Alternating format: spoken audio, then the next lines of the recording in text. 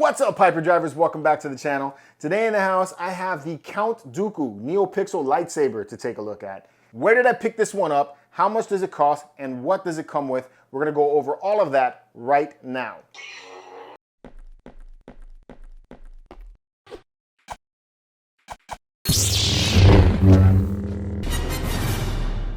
Welcome back, Hyperdrivers and newcomers. I am the Medinalorian, and here on the Hyperdrive, we talk about Star Wars news, collecting, and video games.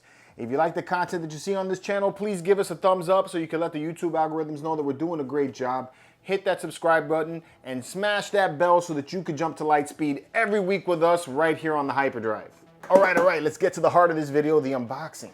So I got this lightsaber. This is the Count Dooku from NEOSABERS. This is a NeoPixel version of the lightsaber. This unboxing is going to be a little bit different. It's because I've already taken the lightsaber out, so we're going to get to that. That's because there was some assembly required when you first pick up this lightsaber.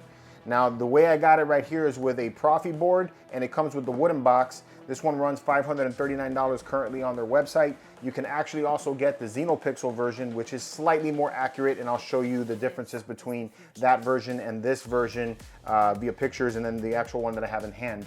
And that one's $499, so it's actually a little bit less, and it looks a little more accurate, so you might want to get that one.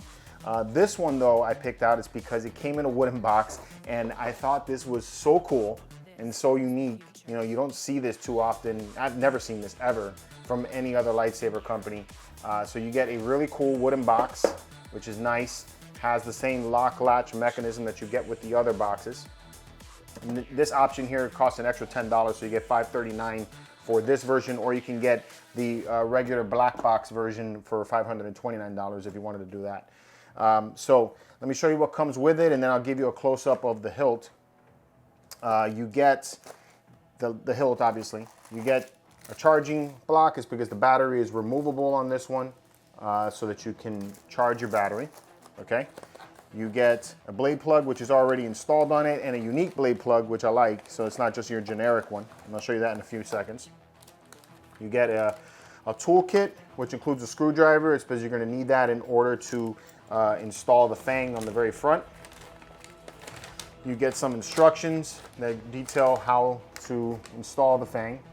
All right, nice pictures and everything, very easy to use. And this one also comes with a kill switch, which I like also, so you have to flip that switch to turn that on. And then you get a little manual to tell you what to do, how the lightsaber operates. You also get the blade, which is a NeoPixel blade. All right, and it's nice and short. Let me see how long this one is. It is a 31 inch, just a little over 31 inches, almost 32 inch blade, okay? And it's 1 inch in diameter, I think. Yes, 1 inch in diameter. So 1 inch diameter, 32 inch blade. All right, that's everything you get for $539 plus the hilt. Let's take a look at this hilt. And here she is. This thing is beautiful. I love the design of this hilt. I've always been a big fan of the Count Dooku hilt because of the curve, and then this fang is really cool design, in my opinion. You know, just so for your own knowledge, I used to actually own the Master Replicas version of this one. It was one of the very first lightsabers that I picked up simply because of the design. I got this one and I got the Yoda right off the bat. You know, since then it's been long gone, but I kind of wish I still owned it. So when I saw that NeoSabers had it, you know, I was like, I'm gonna pick this one up. This one's cool. So let's go over what you get as far as design looks. So it's a thin lightsaber, so it feels very comfortable in your hand. You can see that I can grab my hand all the way around it without any issue whatsoever. So that's really neat. Okay. It's got a pretty faithful look to the front of the lightsaber. So you got that really cool fang in the very front. There's your blade plug. And I like that they gave you a unique blade plug for this one, not just the generic one with the little button nose and everything. So this one actually fits really nicely with this lightsaber, and it allows light to emit around this ring right here. Let me show you real quick. So you can see that you got a light right there. All right, so cool. All right, you got this gold accent at the very front there. This is all chrome, so this is definitely something that will, you know, be susceptible to fingerprints. So just keep that in mind. You got a rubber feeling grip right here. Has a nice texture to it. You can see the texture on it. Same thing goes around the opposite side. And here is, oops, kind of easy to hit that button.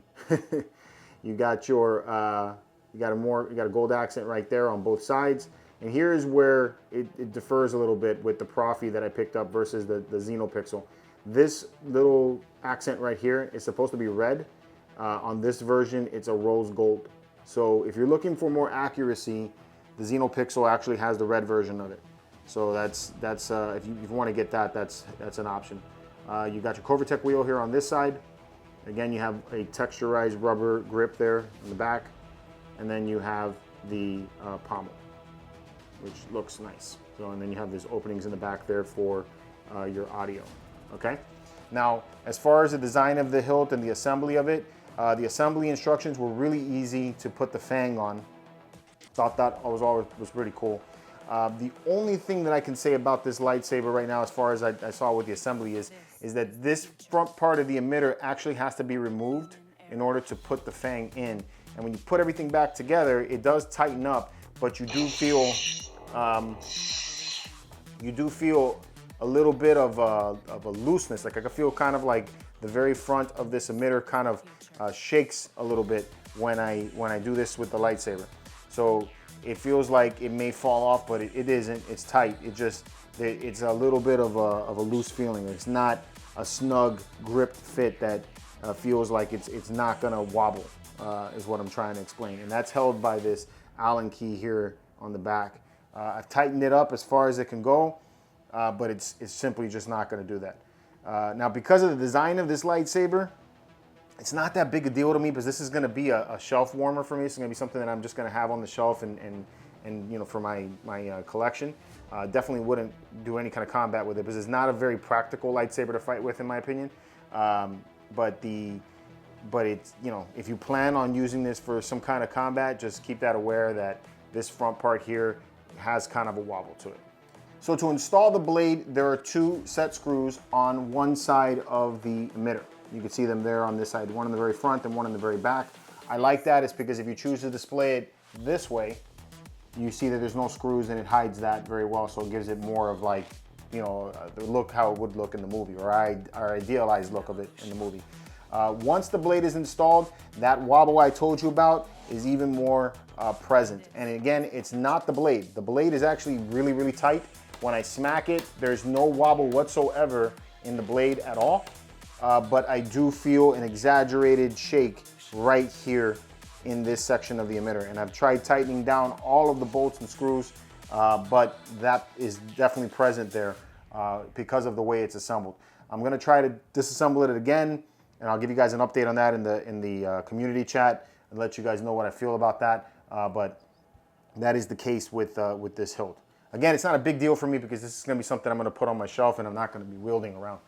All right, so this lightsaber, to turn it on, you just press the very front of this one switch right here. There's a switch in the back. There's actually the on switch, and then your auxiliary switch in the very back there, which gives you the blaster bolt effects.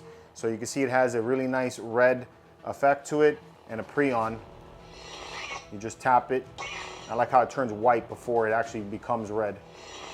And it's got a nice gradual and ignition and deignition. Nice gradual ignition and deignition, which sounds really good.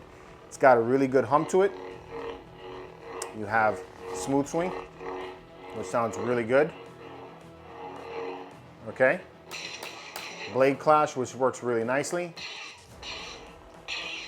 You got blaster bolts, which also reacts very well. You press and hold and hit, you get a clash, which works really nicely. All right, I think you also get blade tip, so you get the blade melt, and you can also get blade drag that way, which reacts without having to hit the button, which again, I love that. That's really, really good. I like that that's a new feature that I'm starting to notice in these lightsabers.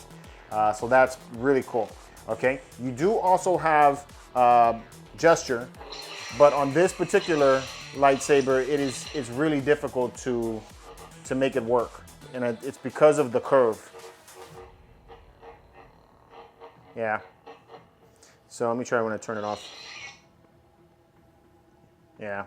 it does work. I have had it work, but as you can see, it's not reacting right now. To change sound fonts, you're just gonna press the back button once. All right, and then you got a nice blue effect. You can see that it has the hum. Now, all of these sound fonts and light up features, again, these can all be modified because this is a Profi board. And that's, that's the advantage of having a Profi. So you can modify all this stuff to make it react and look exactly the way that you want it to look, which is what I like. Something I did mention in the beginning too is that this has a kill switch, which is something that I haven't seen ever from any of these other lightsaber companies except for like the higher end companies. Usually you just have an on and it'll turn itself off eventually, a sleep mode, which then kills the battery.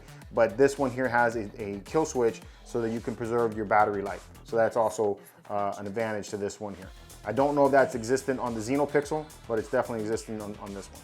That lightsaber was loose. There's another blue.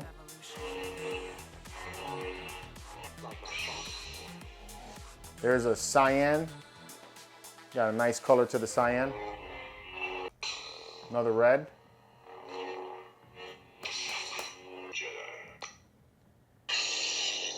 That one needs a little bit of work. Yeah, I don't really like the way that one sounds when it turns on, but the green's really nice. There goes a purple. It's more of like a magenta.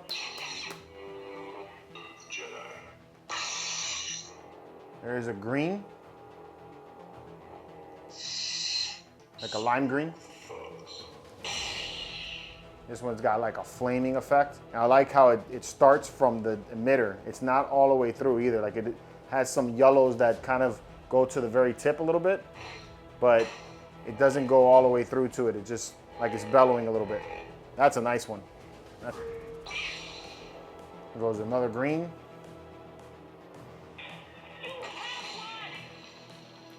This one's got like a yellow with some orange in it. I guess it's supposed to be kind of like a fire, but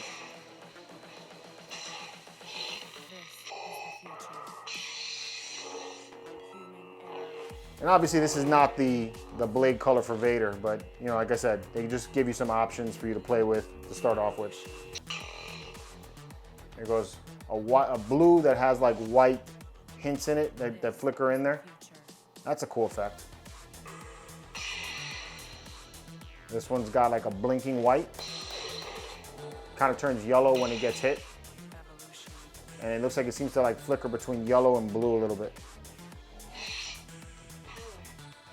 That's the power detector. And then we're back to Count Dooku. So that's what comes with it from factory. Not bad. All right, guys, so that's gonna about do it for this one. My overall opinion about the lightsaber is that I like it. I think it's a really nice design. I think it's pretty faithful to the look of Count Dooku's lightsaber from the prequels. I think they should have gone with a red accent for this one. I don't know why they chose a rose gold for that feature, but that's what it is. It's not that bad, actually. I think it looks really cool. I like accuracy. The only thing I can say as far as the assembly goes, especially if you're planning on using this for some kind of combat, is to be aware that this part of this emitter does feel like it has a wobble to it. That is something that you guys might have an issue with, if you want to take and buy one of these. I do like that it comes with a specialized blade plug for display purposes. I like that they chose to have the mounting screws for the emitter on one side, because I'm probably going to display it looking this way, and then now you don't see any screws. So that's really cool. I like that it comes in a wooden box. I think that is really, really neat. So they have some really cool features about this lightsaber that I think make it worth something picking up if you want to have it, especially for a display piece like what I'm going to have. So that's what I think about this one. Let me know what you guys think about this one in the comments below. And until next time, may the Force be with you.